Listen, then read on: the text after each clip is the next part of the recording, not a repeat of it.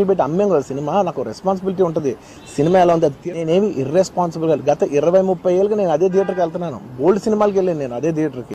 నువ్వు ప్రతి ప్రెస్ మీట్లో ప్రతి వీడియోలో ఇదే మాట పదే పదే చెప్తా ఉన్నావు. నేను లాస్ట్ 20-22 సంవత్సరాల నుంచి నా సినిమా రిలీజ్ నాడు సంధ్యా థియేటర్కి వెళ్తా, నేను చూస్తా సినిమా, నా ఫ్యాన్స్తో చూస్తా అని చెప్తున్నావు. కాదనట్లేదు. అప్పుడు నీకు ఫ్యాన్స్ లేరు.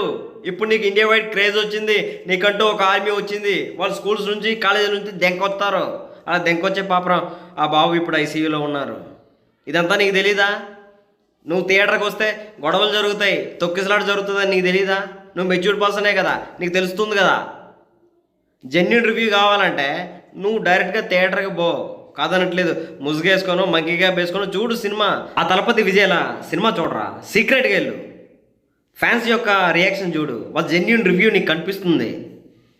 అంతేగాని ఇంత హంగామా చేసి ఇన్ని ప్రమాదాలకి కారణం అవ్వడం